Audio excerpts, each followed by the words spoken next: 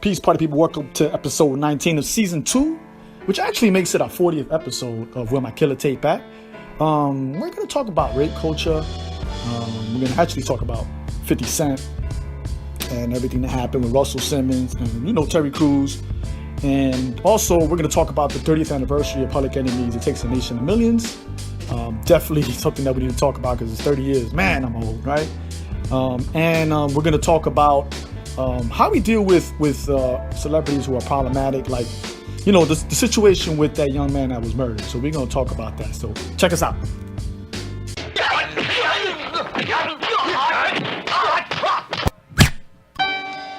Yes, I like the rhymes.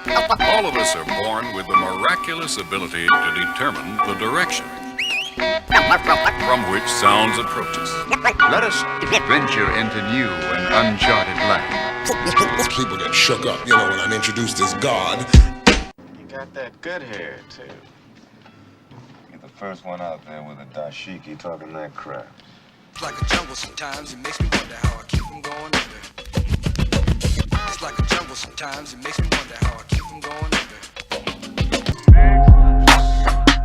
I pull up, hop out, air out, made it look sexy. They won't take me out my element. Nah, take me out my element. Peace, party people. For this episode of Where My Killer Tape At, I was sipping on something that I kind of slept on, and I got this from Trader Joe's, Boatswain HLV Ale, and HLV stands for Heavy Lift Vessel. I'm very wary of stuff that is inexpensive, but a 6-pack of this is like $5.99, and it's actually really good. It's a dark ale. It's a light ale, not a dark ale, and it's very, very smooth. And after a couple of cans, you feeling it, and it doesn't, give you that hangover the next day. So it's really good stuff. It's funny because I poured this for some of my guests, and they enjoyed it. So I highly recommend it. Trader Joe's does it again, and I know Boatswain makes a chocolate stout that I love, but this Heavy Lift Ale is pretty dope. So word.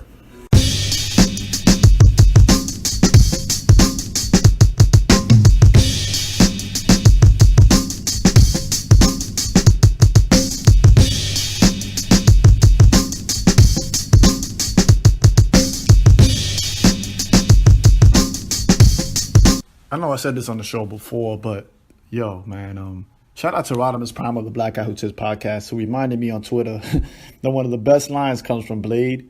And Blade 1 and 2 are dope, but Blade 3, I don't know what the fuck happened. But shout out to Wesley Snipes, word is born.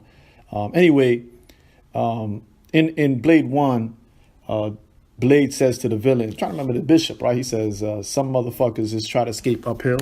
Did I say that right? I don't even think I said that right. Yo, it's some motherfuckers always trying to ice skate uphill. That's what it is. Damn. I wish I could have said that earlier because it would have sounded more gangster the first time, right?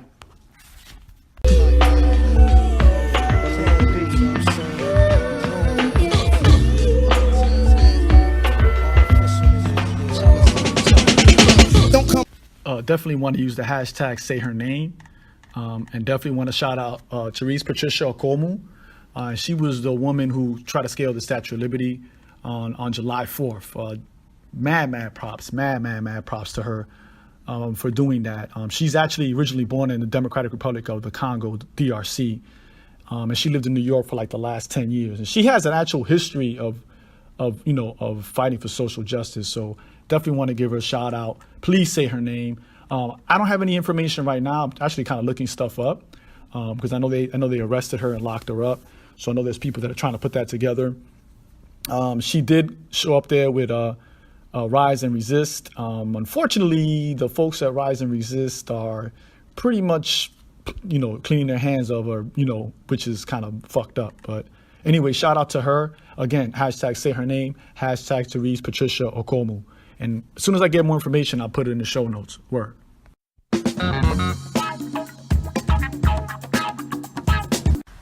On Friday, actually, it just passed, so today is actually Sunday. And you'll be listening to this recording, it'll probably be another day. But anyway, Friday, June 29th was the 30th anniversary of Public Enemy's second album. Actually, It Takes a Nation of Millions to Hold Us Back. Probably, to be honest, this album should be It should be everybody's favorite top 10, like straight up. And I will debate anybody about this. It's an album that just influenced a lot of people. It came out in '88, and it was probably, it came out at a time when everybody's calling it the golden age of hip hop. I disagree with that statement, but I'm going to say in '88, a lot of dope ass albums came out. I mean, a lot of dope shit came out. Like, it was very hard to find a whack album. And then again, at the same time, there wasn't that many MCs that were signed to major labels. There was a lot of people that were doing 12 inches on smaller labels, but there were very few that were signed to major labels releasing entire albums. Anyway, this was produced by the Bomb Squad, which featured Keith and Hank Shockley, Eric Vietnam Sadler, sometimes Easy Mo B, and Gary G. Wiz, and later on Paul Shabazz. But the heavyweights on this one was Keith and Hank and Eric Sadler, Keith and Hank Shockley. And their sound was pretty much a lot of guitar riffs, a lot of dope guitar riffs, heavy beats, and strong bass lines. And it was like a signature, like their production was signature. And a lot of people actually were influenced by them. I know like Tone from, what's the name of that production company that used to work with Puffy and them? They talked about how they were influenced by them. A lot of people were influenced by them, but they did the production on this album. And again, this was Public Enemy's second album. The first one was Yo Bum Rush the Show, which is actually dope. But when they came out with this one, bruh, it was crazy. They got a couple of standouts on here. My favorite, of course, is Don't Believe the Hype. Oh, and let me rewind real quick. This group was actually made up of Chuck D, who was the front man for this group. His hype man is the notorious Flavor Flav, who some of y'all know from the Flavor of Love series that was on VH1 a couple years back. A lot of people got rich off of that shit, right? And then the DJ was Terminator X, and who was phenomenal as well. I had a chance to see them live, and he was just freaking phenomenal. And then, of course, their backup guy was Professor Griff, who was like their Minister of Information. Sometimes he would just talk on some beats. Sometimes he would rap on some of the songs. And if you ever got a chance to see them live, they had a security team who also doubled up as like their choreography when it came to marching and stepping. It was the S1W, Security of the First World. And it was just really like just their whole movement, how they came out. They came out really strong. But anyway, the standouts are Don't Believe the Hype, which is my favorite, of course. And then Night of the Living Bassheads, which is about crack cocaine. And actually, let me take that back. My favorite was Black Steel in the Hour of Chaos. And in this one, Chuck D doesn't even actually rhyme. I got a letter from the government the other day. I opened and read it. It said they were suckers. They needed me for their army or whatever. Picture me giving a damn. I said never. Like, just the whole way he did that. Of course, Rebel Without a Pause is dope. And then like the phenomenal Terminator X to the Edge of Panic, which is an ode to DJs. Back then, a lot of artists did ode to DJs. And this is where they sampled that Flash Gordon joint. Savior of the universe. That joint was crazy. But if all you youngins, if you get a chance, go back and listen to it. I'm gonna be bumping it this week. I don't know how I forgot about this joint. Like, I mean, I didn't forget, but it was kind of like something that I should revisit. So that's it again right there, ladies and gentlemen. And that is Public Enemy. And they had that dope insignia too, man. I think I had one of their shirts. I'm gonna have to go get it again.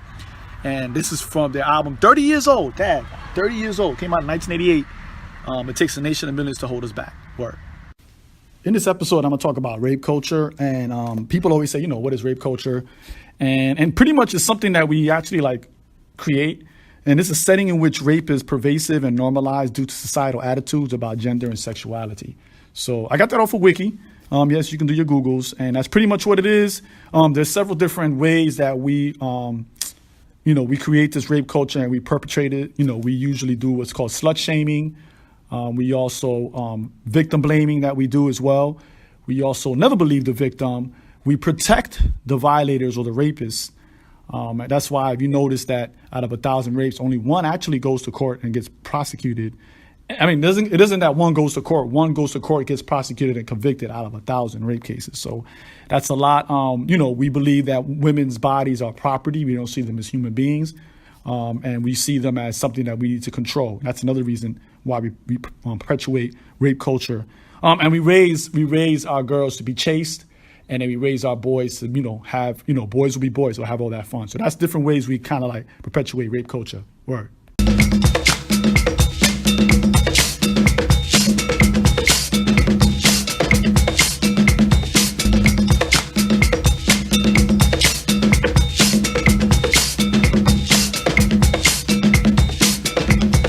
I know a lot of people have talked about it. I know it's kind of like been dragged through the mud, but I wanted to talk about Terry Crews and his situation when he had that Senate hearing. It was a Senate hearing, and he talked about his current lawsuit.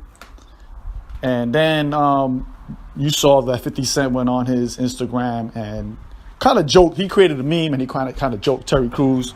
And then, and then you see Russell Simmons kind of like key in the comments. And anyway, I really try to I try not to really talk about what some of these cats say on their social media.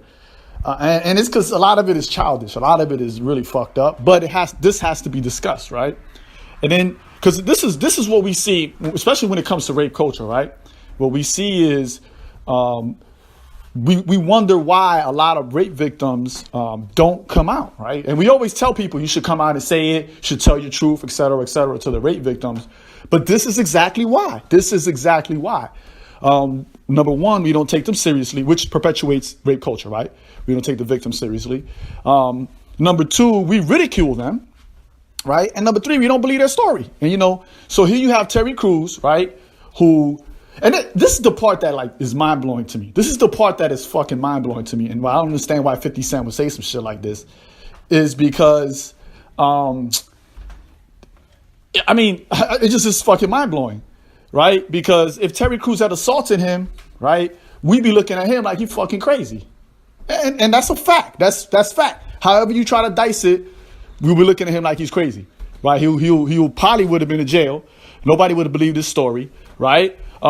They'd have looked at his victim as a white dude that just ran across an angry black brother. And remember, Terry Crews from the hood. He ain't. That's the funny thing. Terry Crews is from the hood. He's not.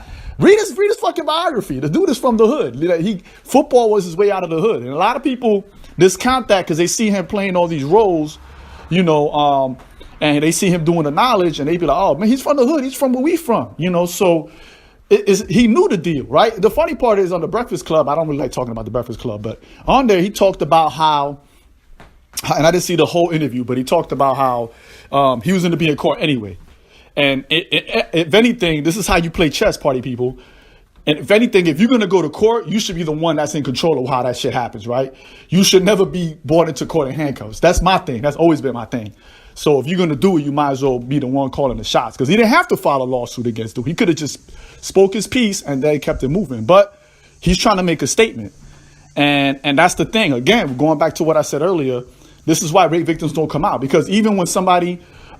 he was very public about it. As soon as it happened, he was very vocal about it. At the right time, when Me Too started to pick up traction on social media, right?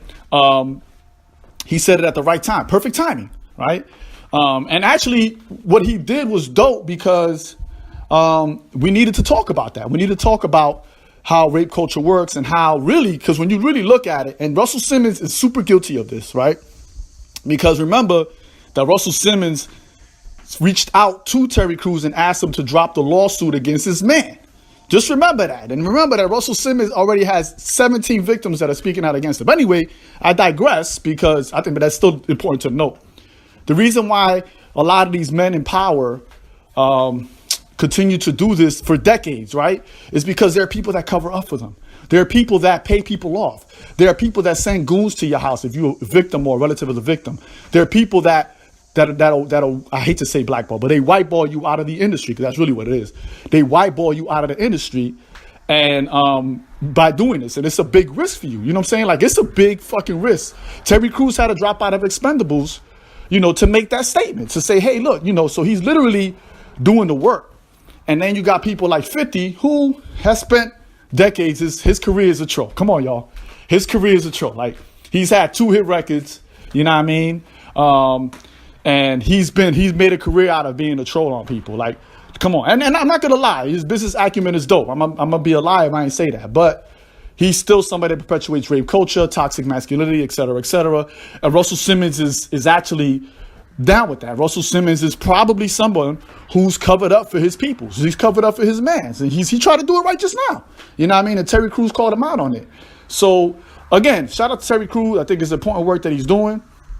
And we should support him, and we should be discussing this. We should be talking about this. We should be saying how rape culture is prevalent and how it's perpetuated, not just in the industry, everywhere else, because it happens everywhere else. And here, again, I'm going to use my barbershop analogy, right? Go into the barbershop and bring this up. Fellas, do that. And then find out, because this is the scary part, find out who's actually perpetuating rape culture. Just pay attention. It's all a game. It's all a game.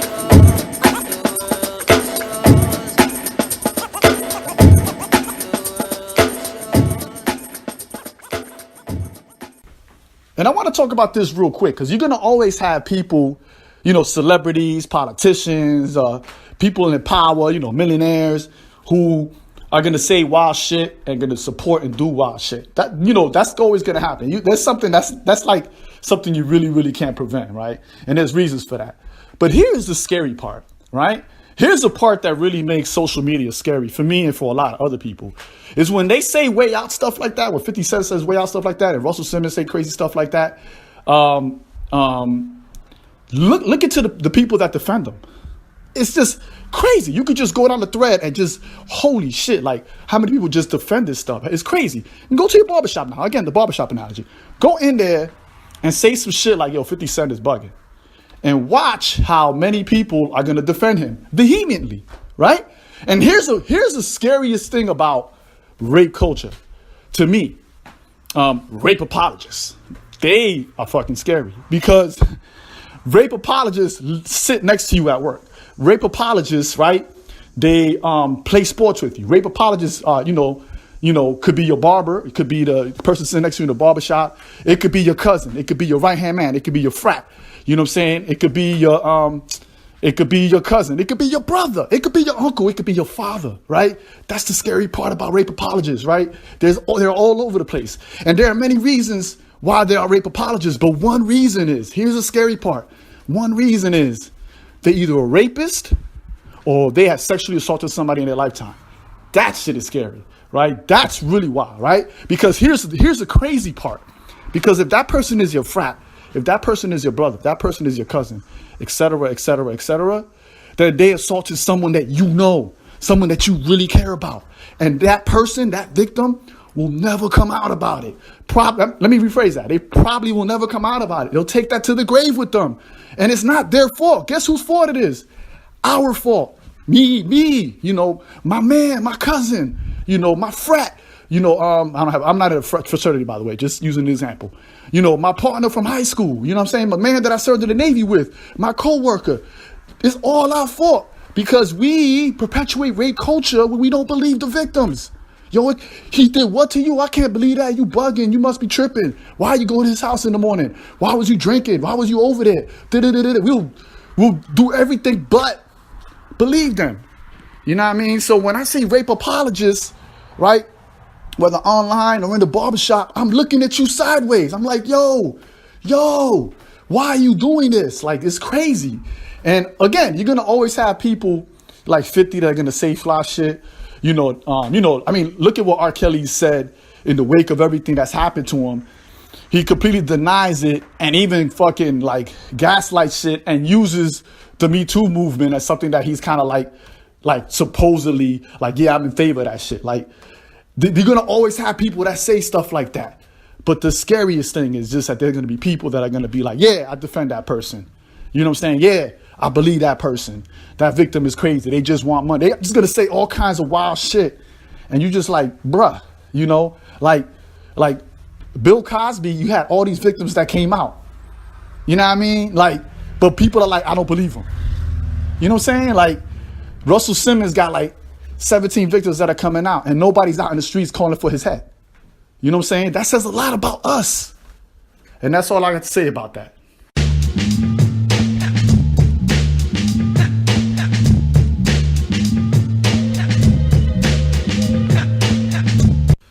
and I want to say this real quick. I have family and friends that were victims to gun violence. I lost 2 students last year to gun violence, one that I was very close to. I lost an elder last year to gun violence, right? So for most of us in the black and brown community, gun violence is real. This shit is fucking real. And it's been real for a while. And it wasn't, and I'm not going to try to like discount it, but like it wasn't as bad as it was when I was young though, right? And now during the crack cocaine era, that shit was like rampant. But you know, I want to talk about XXXtentacion. Am I saying that right? Some people say triple extension. Some people say XXXtentacion. And real quick, I want to shout out Damon Young, who writes really well. And he wrote a piece over at Very Smart Brothers. You know, saying that's the title is "Stop Pretending You Actually Give a Shit About XXXtentacion's Growth and Potential." And he calls out people on that idea because there was a couple of people who were saying, not that, here's the funny part, not that people were out here celebrating his death, right?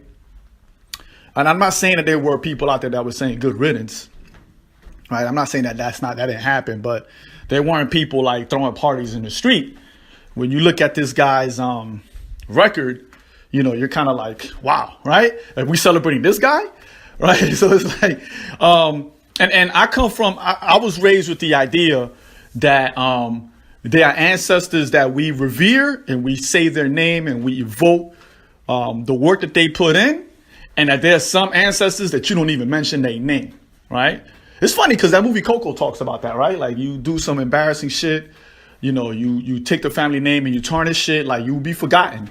And I actually live by that. I actually sincerely live that. You know, I believe that. I believe that there's some people in my family that I will always remember and always tell, you know, talk about them to my children and my students, et cetera, et cetera. And then there's some people who I will never mention the name again. Anyway, that being said, nobody was out in the street celebrating this young man's murder. But what I'm hearing a lot of people say is that, you know, Jadena actually, we got to call Jadena out on this, right? Because he said, you know, he could have been Malcolm X, right? And let me just say this. I'm going to say 2 things. I know many people who did a lot of wild shit, did a lot of crazy, wild, destructive shit in their youth, right? And they did turn their life around, right? They did turn their life around. Let me not say it like that, right? They stopped doing destructive shit. Let's just put it like that. And I'm going to get into my second thing in a minute, but they stopped doing destructive shit.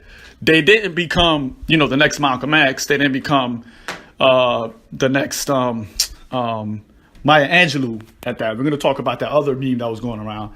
They didn't become that. They just became regular law-abiding citizens, which is good. I'm not saying it's a bad thing. So we say potential, what do we actually mean? Do we mean that they're going to just be law-abiding citizens and just do regular shit? Or they can become the next Malcolm X or the next Maya Angelou, et cetera, et cetera. Because that, I don't see that happen too often, right? And I know with Malcolm, we like to talk about him. Here's the wild part about Malcolm, because he's one of my heroes, right?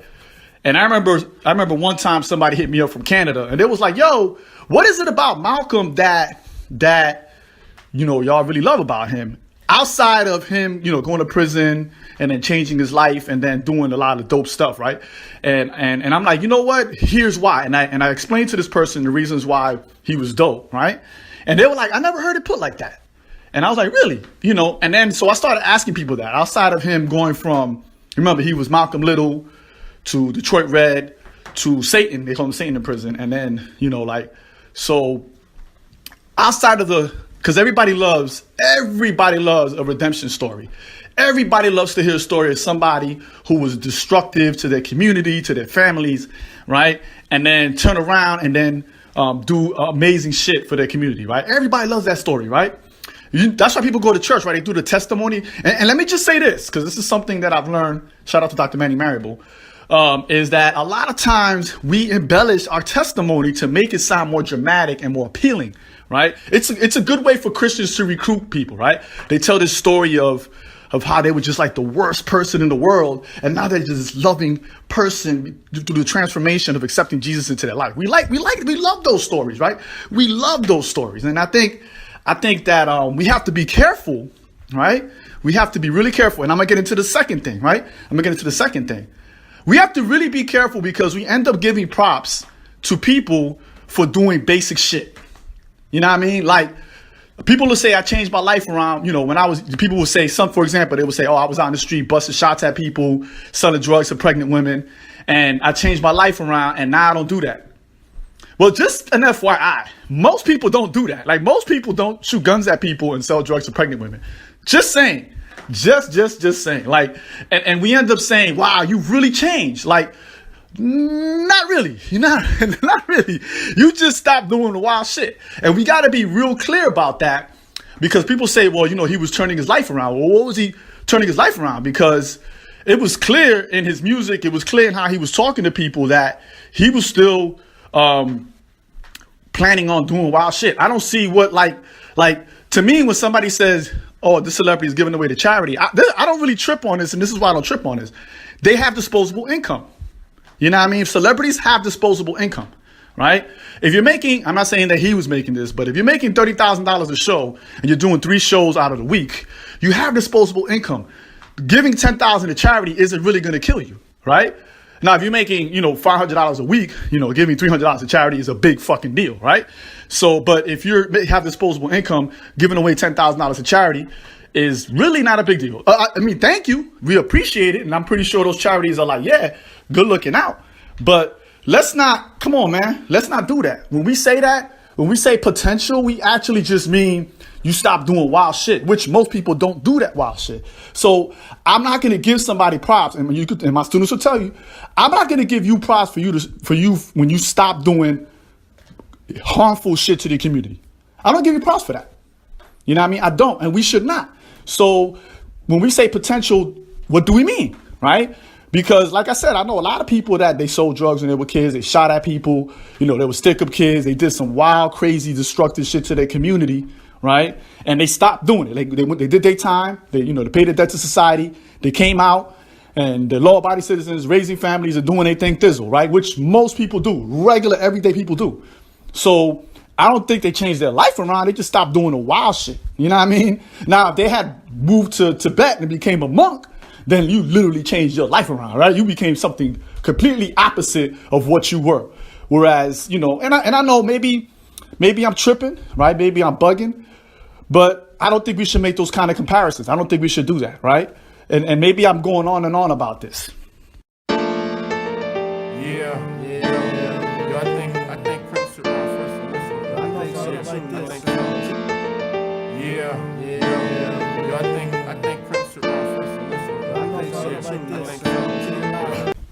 And then I want to say something really quick about this, because somebody had a meme that said, if Malcolm X and Maya Angelou were 20, they were murdered at 20, Malcolm X would have just been a thug, and Maya Angelou would have been a prostitute and a single mom, single mom, right? A single parent. And it's just, right? We need to stop doing this, right? We need to stop comparing sex work to other crimes. We really, really, really fucking do, right? We really, really, really, really do, right? Because oftentimes we hear, and it's funny because this is what we'll do. We'll forgive someone for being a drug dealer, right? But we never forgive a woman for being a sex worker, right? They still throw in Cardi B's face. They still throw that shit that she used to be a stripper. They throw that shit in the face. They always throw that shit in the face, right? Like, and you never hear nobody say to Jay-Z, unless they're a conservative, they'll say, oh, he's a drug dealer, a former drug dealer, right? But nobody throws that in his face, which when you look at it, when you do the math, right, drug dealing actually is more harmful, way more harmful than sex work. So why do we keep putting sex work in that category? Like, why do we keep doing that? And then they throw in single mom, when most of y'all motherfuckers was raised by a single mom. What are you talking about? Like, for real. Like, I don't get it. Why do we do that? Why do we compare sex work to that, right? But that being said, I'm gonna leave that part alone, because it's just that's so mind-boggling that we do that. And I know what it is. The patriarchy is the idea that sex work is not work, that women's bodies are property that belong to men and men only, right? And that there's no value in that, right? Even though we know sex work is work and we know there's an industry for it, right? So that being said, I'm gonna leave that alone, but let's stop doing that.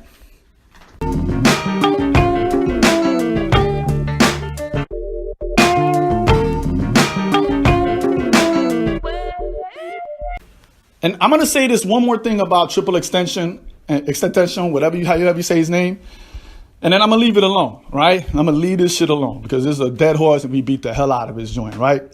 And it's this idea that, and this happens all the time. I'm trying to remember who said it. I want to say it was Rodimus Prime from The Black Guy Who Tips, who said that when people die, we absolve them of their sins, right? When people die, they become saints, right? And you can go to a funeral of somebody in your family who was not a nice person, and all of a sudden everybody got these stories of how wonderful that person is, right? And then we tell the people who had bad relations with that person to shut the fuck up, right? We do it all the time. And what I often hear is, like, for example, if there's a person who was a victim of this individual who passed away and they want to express how they feel, we always say now's not the right time. Well, when is the right time? Because obviously when this person was alive, it wasn't the right time, right? Because his ex-girlfriend, people still harass her. They were harassing her during the case.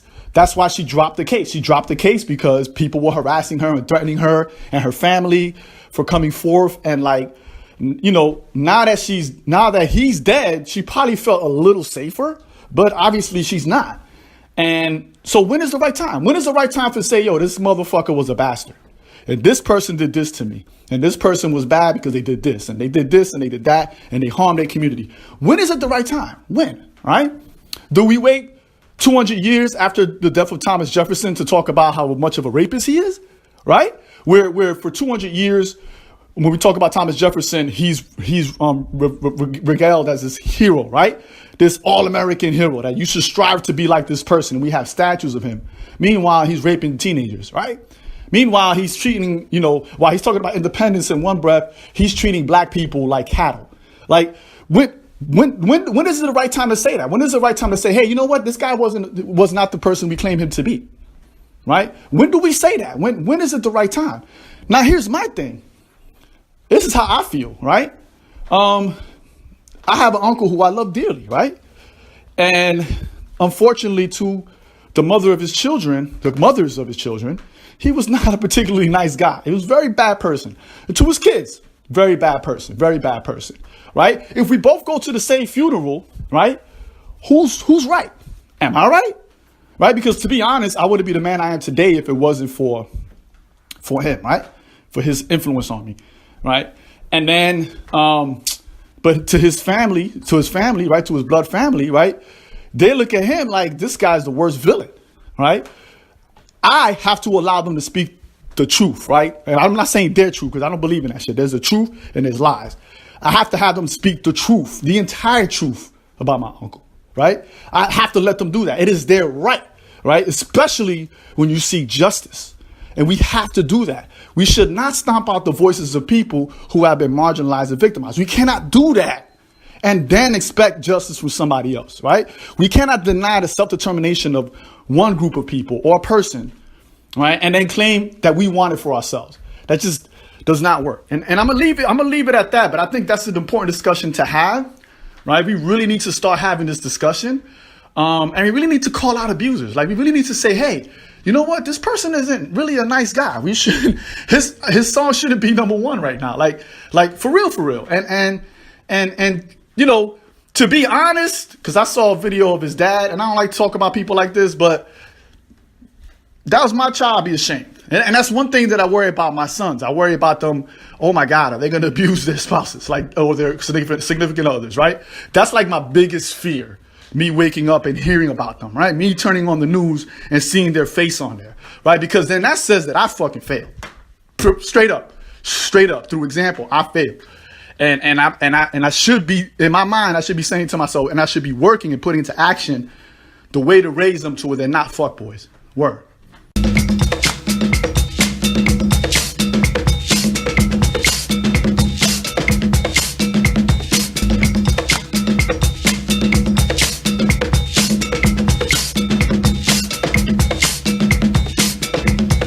Before our health segment, we're going to talk about sunbathing. I know it sounds crazy, right? Like, oh, yo, you like, even though I'm light skinned, I think it's important to sunbathe, especially living in Ohio. I know in the Midwest, we get about 30% less sunlight than everybody else in the country. Now, when I say sunbathe, I don't mean, I look at it just like a bath, right? Like, I don't sit in a bathtub and I take a hot bath, and I do take a hot bath once a week as part of my self-care. I'm not saying no one sits in the hot bath for like 45 minutes to an hour. Nobody does that, right? You should really just be in the bath for a hot bath for maybe about 15 minutes, 20 minutes to max.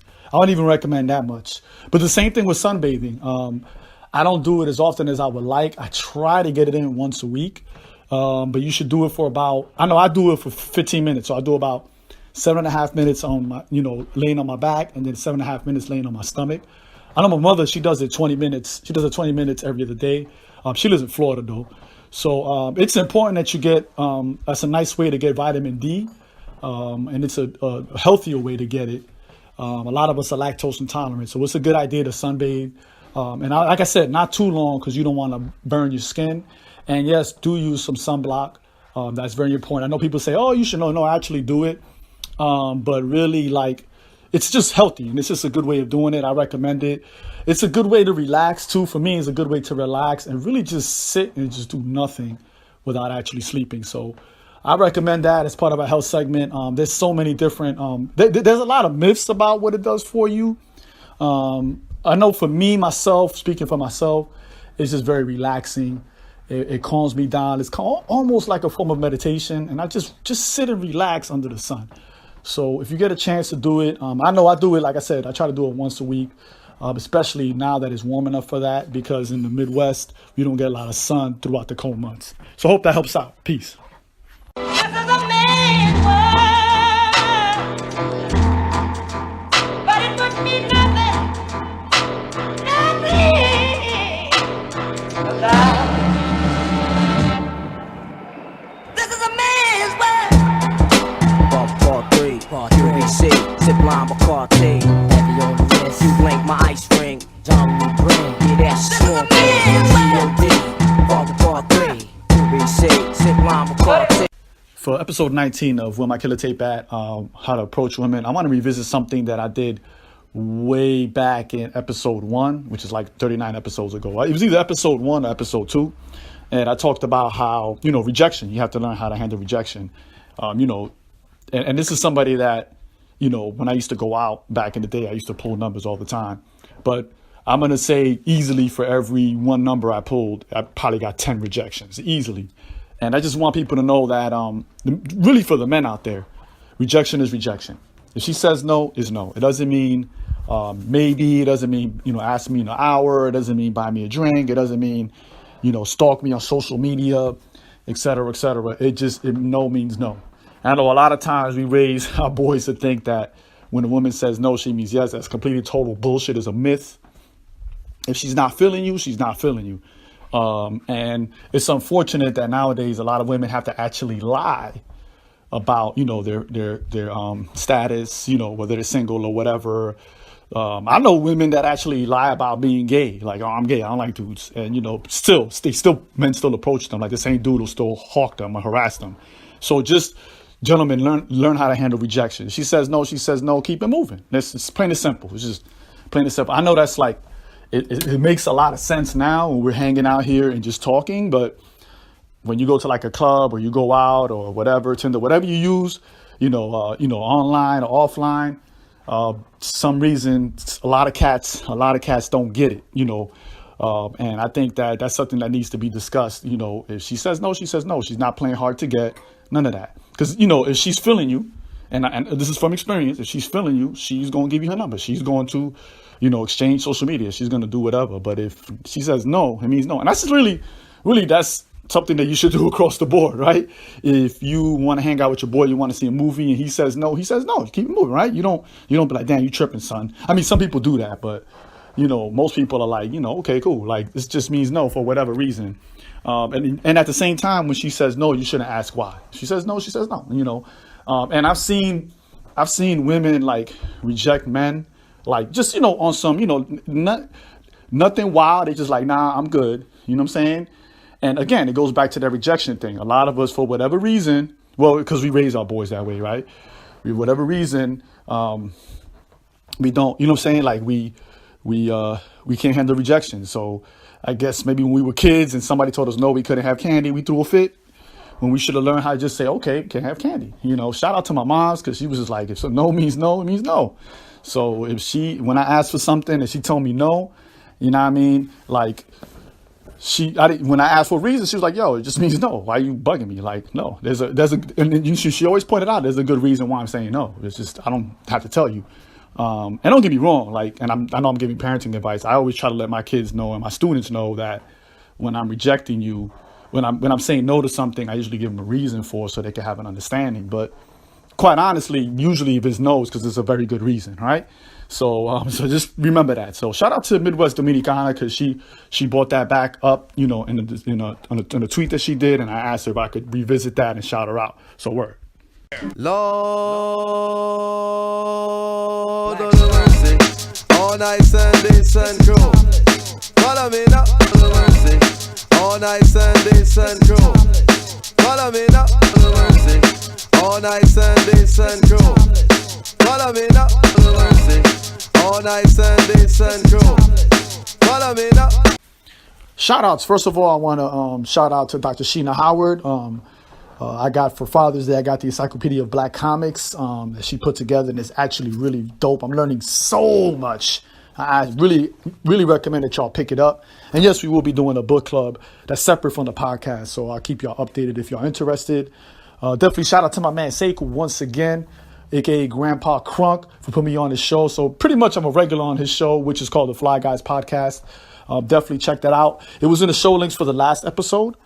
And definitely want to shout out the Dope Science Show for always looking out for a brother. And definitely want to shout out the Gem City Market here at Dayton. Hopefully they will be building a sustainable food market on the west side of Dayton, which is much needed because we all live in a food desert out here. I think 76% of Dayton is in a food desert. So definitely all about food justice. We are a member of them. So I'll put a link in there if you want to become a member or you want to donate money. So definitely check it out. Since when did black men become kings?